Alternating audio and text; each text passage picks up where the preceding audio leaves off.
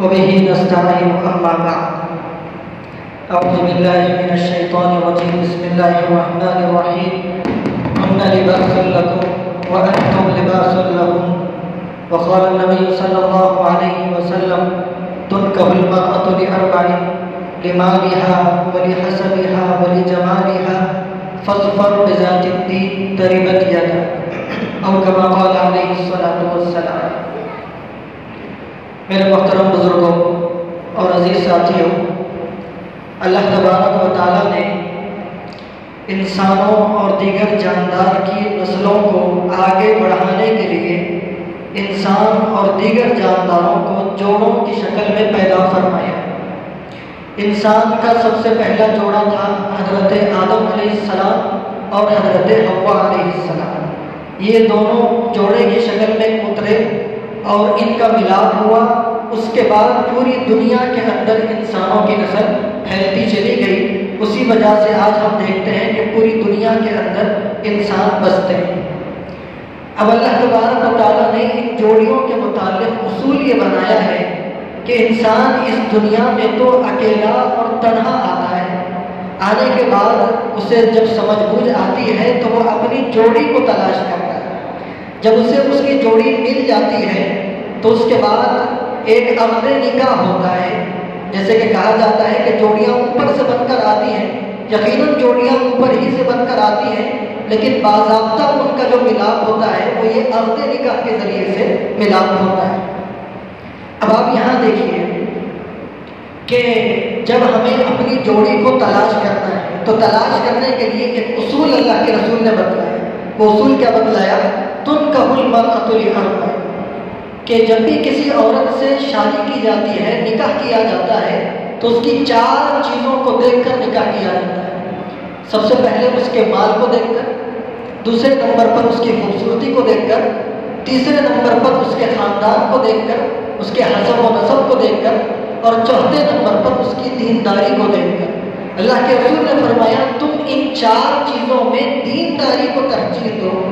اس کی وجہ کیا ہے؟ وجہ یہ ہے کہ اگر کوئی خوبصورتی کو دیکھ کر اس کو ترجیح دیتا ہے تو خوبصورتی جب تک جوانی ہے تب تک خوبصورتی ہے، جب بڑھاپا آ جائے ساری خوبصورتی ختم ہو جاتی ہے۔ اگر کوئی مال کو دیکھ کر نکاح کرتا ہے تو مال تو ہاتھ کا میل ہے، آج ہے کل چلا جائے گا۔ اگر حسب و نسب کو دیکھ کر کوئی جو ہے نکاح کرتا ہے تو حسب و نسب کا کوئی خاطر خواہ فائدہ نہیں ہوتا۔ جیسے ہم بولتے خاندان کو لے کے کہ اچار ڈالیں گے کیا، یعنی خاندان کا اچار بھی ڈال نہیں سکتے تو اس کا کوئی فائدہ انسان کو حاصل نہیں ہوتا۔ لیکن اگر دینداری کو ترجیح دے کر دیندار لڑکی سے اگر نکاح کیا جاتا ہے تو اس کا فائدہ دنیا میں بھی ہوتا ہے اور آخرت کے اندر بھی ہوتا ہے۔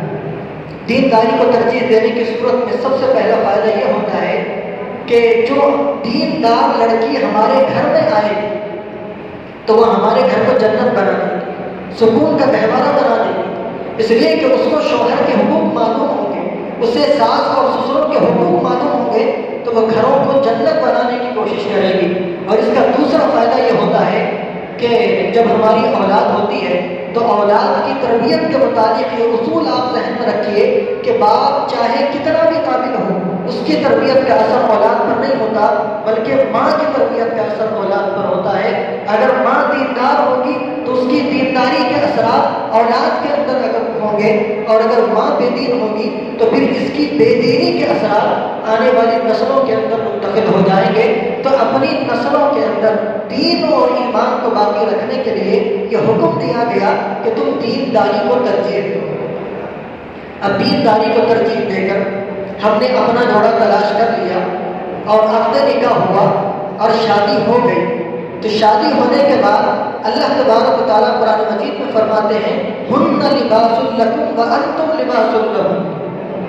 مطلب کیا ہے کہ عورتیں مردوں کے لیے لباس ہیں اور مرد عورتوں کے لیے لباس ہے۔ لباس یعنی کپڑے۔ کپڑے کا کیا کام ہوتا ہے؟ کپڑے کا سب سے پہلا ایک کام یہ ہوتا ہے کہ ہمارے بدن کا جو لباس ہوتا ہے یہ ہمارے بدن کو سردی سے بچاتا ہے، ہمارے بدن کو سورج کی تیز شعاؤں سے بچاتا ہے، ہمارے بدن کو جو ہے نقصان دہ ہواؤں سے بچاتا ہے، یعنی ہمارے بدن کی ظاہری ضروریات کو پورا کرتا ہے۔ وہ اللہ نے یہاں مرد اور عورت کو یہ تعلیم دی ہے کہ مرد کی ذمہ داری ہے کہ وہ عورتوں کی ضروریات کو پورا کرے، اپنی بیوی کی ضروریات کو پورا کرے، اور عورتوں کی یہ ذمہ داری ہے کہ وہ اپنے شوہروں کی ضروریات کو پورا کرنے کی کوشش کرے اور ان کو سہولیات فراہم کرنے لگے۔ لباس کا ایک دوسرا مطلب اور دوسرا مقصد یہ ہوتا ہے کہ لباس ہمارے بدن کے ان حصوں کو چھپاتا ہے جس کو ہم لوگوں کے سامنے ظاہر کرنا نہیں چاہتے۔ یعنی ہمارے بدن میں کوئی عیب ہے، کوئی دھبا ہے، کوئی زخم ہے، تو اس کو بھی ہمارا لباس چھپاتا ہے۔ تو اس کا مطلب یہ ہوا کہ اللہ تعالیٰ ہم کو یہ کہہ رہے ہیں کہ اگر شوہر ہے تو اس کی یہ ذمہ داری ہے کہ وہ بیوی کے عیوب کو، اس کی غلطیوں کو، اس کی کمی اور کوتاہیوں کو چھپائے، درگزر کرے، اس کو برداشت کر کے اس کے ساتھ زندگی گزارے۔ اور بیوی ہے تو وہ شوہر کی غلطیوں کو، کمیوں کو، کوتاہیوں کو درگزر کرے اور برداشت کر کے زندگی گزارنے کی کوشش کرے۔ لیکن ہمارے پاس ہوتا کیا ہے؟ ہوتا یہ ہے کہ شوہر نہ بیوی کی جو ہے غلطیوں کو چھپانے کی کوشش کرتا ہے، نہ بیوی شوہر کی غلطیوں کو چھپانے کی کوشش کرتی ہے۔ شوہر اپنی بیوی کی غلطیوں کو اپنے خاندان کے لوگوں کے سامنے بیان کرتا ہے، اور بیوی اپنے شوہر کی غلطیوں کو اپنے خاندان کے سامنے بیان کرنی شروع کر دیتی ہے۔ اور پھر جو خاندان والے ہوتے ہیں وہ بھی اپنی ذمہ داری پورا نہیں کرتے۔ یعنی جیسے اگر شوہر اپنی بیوی کی برائیاں اپنے گھر والوں کے سامنے بیان کرے تو شوہر کو یہ مشورہ گھر والے یہ دیتے ہیں کہ چھوڑ دے کہ تو بہت ساری مل جاتی۔ یعنی بیوی کی اگر کوئی برائی بیان کرے تو شوہر کو یہ مشورہ دیا جاتا ہے اس کو چھوڑ دے کہ بہت ساری لڑکیاں مل جاتی۔ اور ادھر بیوی اگر شوہر کی برائیاں اپنے گھر میں آ کر بیان کرے تو بیوی کو گھر والے یہ مشورہ دیتے ہیں ان کا سن کے نہ کھولے، الٹا ان کو جواب دے۔ یعنی باتوں سن کے لینے کی ضرورت نہیں ہے، ان کو الٹا جواب دینا شروع کر دے۔ تو اب شوہر اپنی بیوی کو چھوڑنے پر اتاولا ہوتا ہے، اور ادھر بیوی اپنے شوہر کو الٹے جوابات دینے پر اتاولی ہو جاتی ہے، اور آپس کا جو رشتہ ہوتا ہے وہ رشتہ کڑوا ہو جاتا ہے۔ حالانکہ گھر والوں کی کیا ذمہ داری ہے اس کو آپ ایک حدیث سے سنیے۔ ایک دفعہ اللہ کے رسول صلی اللہ علیہ وسلم اپنی بیٹی حضرت فاطمہ کے گھر گئے تو دیکھا کہ حضرت علی گھر کے دروازے کے باہر پڑے ہوئے ہیں۔ تو آپ نے ان کو اٹھایا تو دیکھا کہ ان کے چہرے پر ناراضگی کے آثار تھے۔ اللہ کے رسول سمجھ گئے کہ حضرت علی اور حضرت فاطمہ میں جھگڑا ہو گیا ہے۔ آپ نے حضرت علی کا ہاتھ پکڑا، گھر کے اندر گئے، گھر کا کنڈی لگائی اور کچھ دیر تک بیٹھے رہے۔ جو صحابی جو روایت کرنے والے ہیں وہ فرماتے ہیں کہ کچھ دیر کے بعد اندر سے اللہ کے رسول اور حضرت علی کے ہنسنے کی آوازیں آنے لگی، اور اس کے بعد اللہ کے رسول مسکراتے ہوئے جب گھر کے باہر تشریف لائے تو صحابہ نے پوچھا کہ اللہ کے رسول جب آپ گھر میں داخل ہوئے تھے تو چہرے پر ناراضگی کے آثار تھے، اب باہر آئے ہیں تو خوشی خوشی آپ آ رہے ہیں، تو یہ کیا ماجرا ہے؟ تو اللہ کے رسول نے فرمایا کہ ابھی میں نے ان دو لوگوں کے درمیان صلح کی ہے جو دو لوگ مجھے اس سرزمین پر سب سے زیادہ پسندیدہ ہیں۔ یہ خاندان کے بڑے لوگوں کی ذمہ داری ہوتی ہے کہ کبھی شوہر اور بیوی، میاں بیوی ان کا آپس میں کبھی جھگڑا ہو جائے تو گھر کے بڑوں کی یہ ذمہ داری ہے کہ ان کو بٹھا کر ان کے درمیان صلح کرنے کی کوشش کریں۔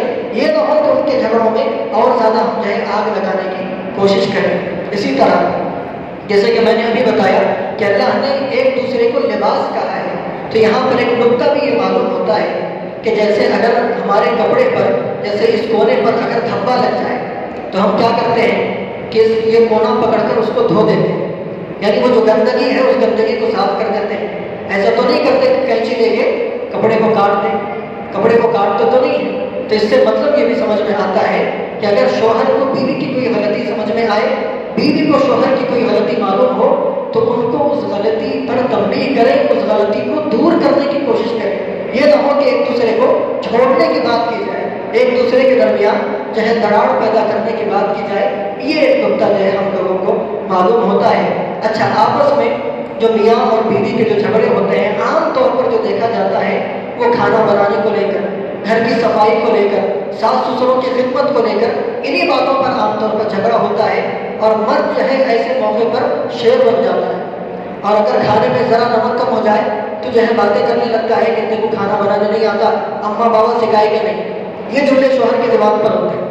گھر کی اگر صفائی نہیں ہوئی تو صرف سوتے پڑتی، سستاڑ ہے، ایسے الفاظ آتے ہیں، اور جو ہے جو لڑکی ہوتی ہے اس کے والدین کو برا بھلا کہا جاتا ہے۔ ایسے موقع پر ہمیں کیا کرنا چاہیے؟ وہ ایک حدیث سے آپ سمجھیے، ایک دفعہ اللہ کے رسول صلی اللہ علیہ وسلم کے پاس ایک صحابی آئے۔ وہ صحابی آ کر بیٹھے تو اللہ کے رسول نے ان سے فرمایا کہ تم بڑے اچھے انسان ہو۔ کیا فرمایا؟ کہ تم بڑے اچھے انسان ہو، لیکن کیا ہی بہتر ہوتا کہ تم تہجد پڑھنے لگ جاؤ۔ اس کا مطلب یہ ہے کہ اللہ کے رسول ان کو کہنا یہ چاہتے تھے کہ تم تہجد پڑھو، تم تہجد نہیں پڑھتے، لیکن ڈائریکٹ اللہ کے رسول نے یہ نہیں کہا کہ تم تہجد نہیں پڑھتے اور ایسے ہو ویسے ہو تم تہجد پڑھنے لگ جاؤ، یہ نہیں فرمایا۔ پہلے ان کی تعریف کی، کہا کہ تم بڑے اچھے انسان ہو، لیکن اگر تہجد بھی پڑھنے لگ جاؤ تو تم میں 4 چاند لگ جائیں گے۔ یہی طریقہ ہم لوگوں کو بھی اختیار کرنا ہوگا۔ اگر کبھی کھانے میں کم زیادہ ہو جائے، نمک کم ہو جائے یا زیادہ ہو جائے، کچھ گڑبڑ ہو جائے، تو ایسے موقع پر آپ یہ کہیں کہ بیگم آپ کھانا بہت اچھا بناتی ہیں، لیکن تھوڑا اگر نمک کم کر دیے تو کھانے میں اور زیادہ ٹیسٹ بڑھ جائے گا۔